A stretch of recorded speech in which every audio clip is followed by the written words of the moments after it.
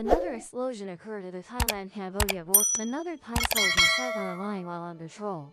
This news surprised the public, as less than a month ago, Thailand and Cambodia were standing in Malaysia, smiling as they signed a historic peace witnessed by U.S. President Donald Trump. The entire hall was brightly lit by camera flashes at that time, as if the two countries had just ended centuries of hostility. Now, those same two nations are facing each other through gun sights at the border. The peace agreement has been postponed again. According to reports from Bangkok, one Thai soldier was serious. The other suffered chest pain after stepping on a mine while patrolling in Sisukat province, which borders Cambodia. Both were evacuated by helicopter. Government spokesman Siripong Kasakhiet announced that Thailand would pepper implementation of the peace agreement signed in late October because actual security Thai Prime Minister Anutin Charnvirakul said at a press conference that they thought everything had said, but reality proved other. The statement sounds simple, but it's enough to express the weariness of a country that has repeatedly signed similar agreements for decades. The development of this story has been truly rapid. Just recently, on October 26, during the ASEAN Summit, Thai Prime Minister Anutin and Cambodian Prime Minister Hun Sen signed a joint peace act, witnessed by Malaysian Prime Minister Anwar Ibrahim and Mr. Trump.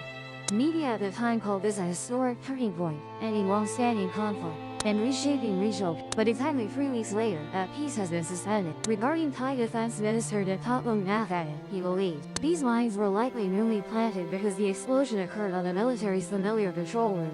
He accused Cambodia of not complying with the agreement while sending a protest note to the Ministry of Foreign Affairs. Previously, Cambodia repeatedly denied these accusations and affirmed its unwavering commitment to peace. Both statements follow diplomatic principles that caused deep concern. But everyone understands that neither side truly. Observers believe this agreement was fragile from the moment it was signed.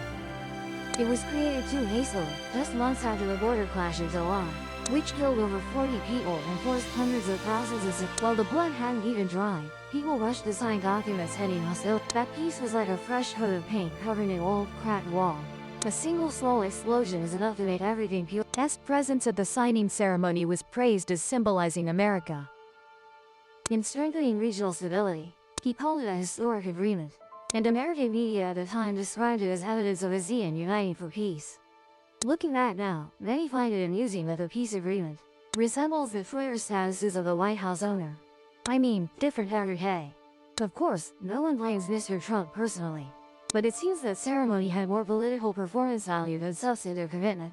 Observers believe that both Bangkok and Phnom Penh want a beautiful photo before the international media, rather than actually preparing to implement the agreement. The history of Thai-Cambodian relations is not lacking in sign from 2008 to 2011.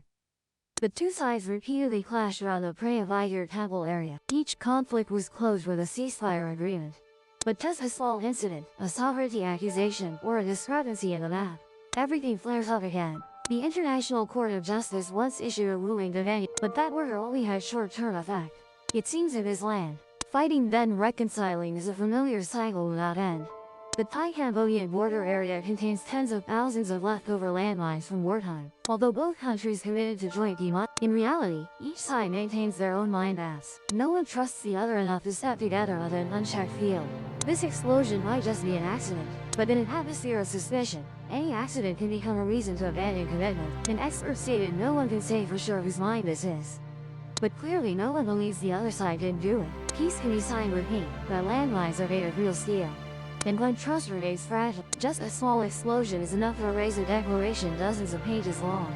After the incident occurred, the U.S. Department of State issued a statement and called on all parties to exercise. The United Nations is closely monitoring, a phrase so familiar it sounds like a template from the diplomatic database. International human rights organizations called for restoring the peace and warned that suspending the agreement could threaten regional stability. However, in the diplomatic world, calls often fly faster than any real action. In Bangkok, newspapers published images of wounded soldiers. Meanwhile, on social media, comments split into two. One side blaming Cambodia for betraying, the other side sarcastically remarked that it's the Thai government who hastily believed in diplomat. Many wrote that landmines don't explode by themselves, but peace can vanish on its own. That statement spread strongly on Twitter, as a way to summarize the general mood, both skeptical and weary. In Phnom Penh, the Khmer government also faces a wave of criticism from the opposition. Some Cambodian commentators argue that signing peace too quickly before completely clearing the border area was a political technical mistake. Meanwhile, state media emphasized foreign forces want to divide the bilateral relationship. Many people question whether we're living in an era where peace agreements become extremely fragile. Signed today, shelved tomorrow, amended a few lines next. Whenever an incident occurs, each side has enough legitimate reasons to withdraw, and the public has become so accustomed to this cycle that they're no longer surprised. What's noteworthy is this incident occurs against the backdrop of being stretched tense by numerous upheavals, from tensions in the South China Sea to ethnic conflicts in Myanmar, and even concerns about the influence of the ASEAN seems to be proving that a border incident only increases skepticism rather than building trust. An analyst remarked that peace is not something that can be important through international treaties. He meant that, no matter how many foreign leaders witness it, peace is only truly sustainable when the directly involved parties believe in it. The incident of the Thai-Cambodian border shows that the signature of the US president can create an event but cannot remove a landmine. This reminds us of many other peace agreements around the world, from the Middle East to once praised documents that were then forgotten when reality didn't unfold as expected. Perhaps diplomats sometimes trust too much in the power of paper and forget that trust between people cannot be stamped and stored. For people living along the border, peace has very specific meaning. A morning without explosions, children can go to school without fear of mines, and farmers can plow fields without needing to watch out for mines. For them, flowery declarations in conference halls are less important than whether anyone got injured today, and when a soldier loses a leg, promises about regional stability suddenly become empty. Many residents in Etched, where the explosion occurred, told reporters that they've become too accustomed to temporary peace, no longer believing in signing ceremony, because after each signing, everything returns to the way it was. Analysts say both Bangkok and Phnom Penh are in a difficult position. T reacts strongly, but if they escalate, they'll be criticized by the international community. The only choice is temporary suspension, just enough to show help, while opening the way for dialogue. Meanwhile, in Washington, the White House remains silent, and who once stood between two leaders to congratulate the historic, has also not made any further comments.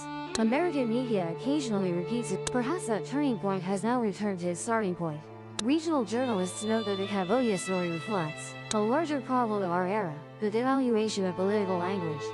Peace, stability, commitment, trust, words that are now abused to the point of being almost meaningless.